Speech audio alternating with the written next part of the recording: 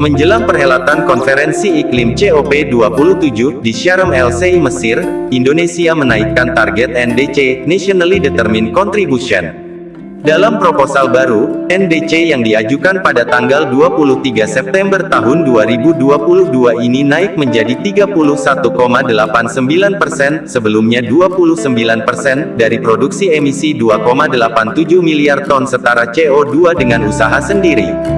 Sementara target penurunan emisi karbon dengan bantuan asing naik menjadi 43,2%, sebelumnya 41%. Dalam peta jalan transisi energi menuju netral karbon, tahapan awal dalam pemenuhan target NDC tahun 2021 sampai tahun 2025 salah satunya dengan melakukan hilirisasi batubara menjadi DME, dimethyl ether, sebagai substitusi LPG.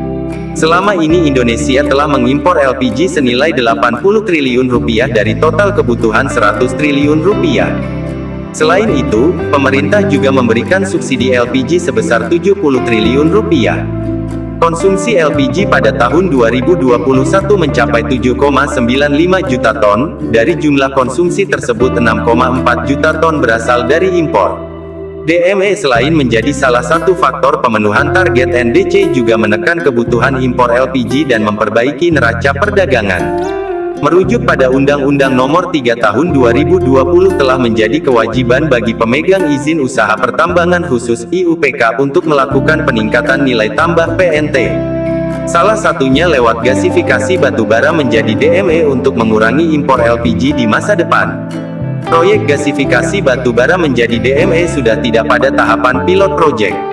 Presiden Joko Widodo telah meresmikan groundbreaking proyek hilirisasi batubara menjadi DME di Tanjung Enim, Sumatera Selatan pada Januari tahun 2022. Proyek strategis nasional PSN ini merupakan kerjasama PT Bukit Asam Terbuka, PT Pertamina Persero, dan Air Products dan Chemical Inc., di mana PT Bukit Asam Terbuka dengan teknologi dari Air Products akan menghasilkan DME 1,4 juta metrik ton per tahun atau setara dengan 1 juta ton LPG.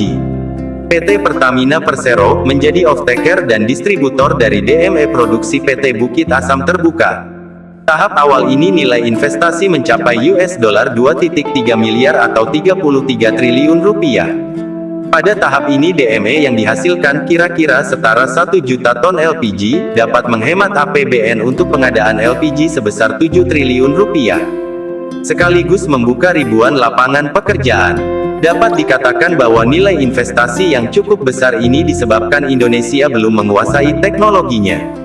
Saat ini pemerintah tengah merancang Perpres tentang penyediaan, pendistribusian dan penetapan harga dimethyl ether sebagai bahan bakar, di mana Pertamina akan menjadi off-taker.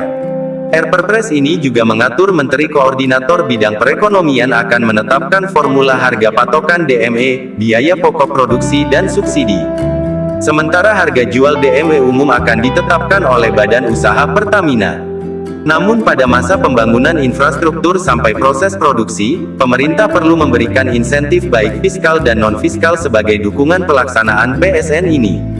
Besarnya investasi, perubahan nature of business atau penambahan anak usaha baru pertambangan menjadi industri kimia, komitmen off-taker setelah DME diproduksi maka insentif fiskal dan non-fiskal seperti penghapusan royalti batubara yang digunakan pada proyek gasifikasi perlu ditegaskan agar implementasi proyek ini juga dapat menghasilkan keuntungan. Proyek gasifikasi batubara menjadi DME sebagai upaya mencapai target net zero emission membutuhkan dukungan pemerintah mengingat dukungan pendanaan untuk proyek berbasis batubara sedang sulit. Keberadaan Indonesia Investment Authority dapat mendukung pendanaan PSN ini. Serta dengan telah terbitnya Peraturan Pemerintah PP Nomor 26 Tahun 2022 tentang jenis dan tarif atas jenis penerimaan negara bukan pajak yang berlaku pada Kementerian Energi dan Sumber Daya Manusia, telah diberikan ketegasan bahwa batubara yang menjadi bahan baku industri DME dapat dikenakan tarif 0%. Regulasi ini diharapkan dapat menyegarkan investasi pada sektor hulu. Namun pekerjaan rumah pemerintah masih belum selesai. Perpres tentang penyediaan, pendistribusian dan penetapan harga dimethyl ether sebagai bahan bakar masih belum selesai. Perpres yang sedianya mengatur harga produksi dan subsidi perlu dikawal bersama-sama agar terwujud skema harga jual yang sesuai, tidak merugikan produsen, mengurangi beban importasi dan subsidi di masa depan, serta yang paling penting agar sweetener yang telah diberikan dan yang masih berproses ini mempercepat target Indonesia menuju karbon netral 2060.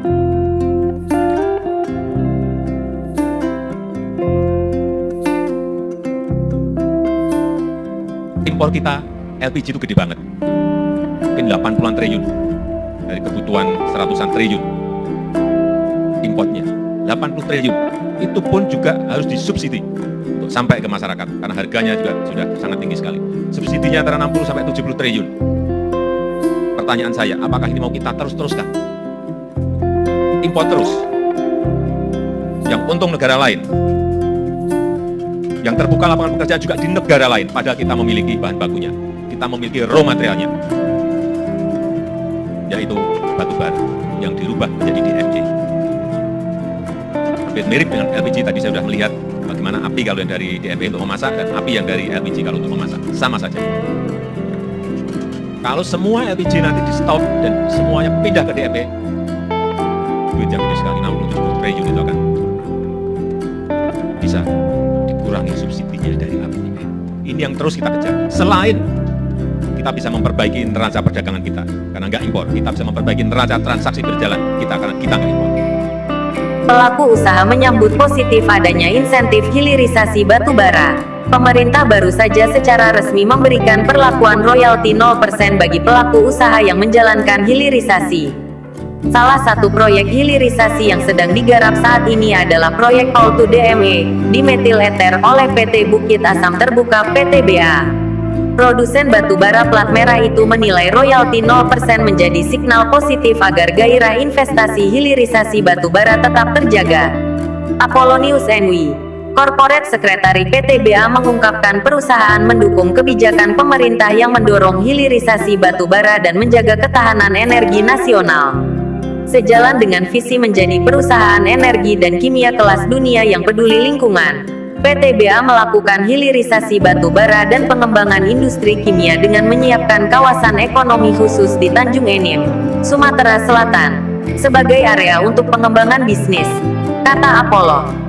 Dia menjelaskan hilirisasi yang dilakukan PTBA yaitu proyek All to DME, dimetil ether, sebagai bentuk komitmen perusahaan atas terbitnya Perpres nomor 109 tahun 2020 yang ditandatangani oleh Presiden Joko Widodo pada tanggal 17 November tahun 2020. Dengan utilisasi 6 juta ton batu bara per tahun, proyek ini dapat menghasilkan 1,4 juta DME per tahun untuk mengurangi impor LPG sebesar 1 juta ton per tahun, ujar dia.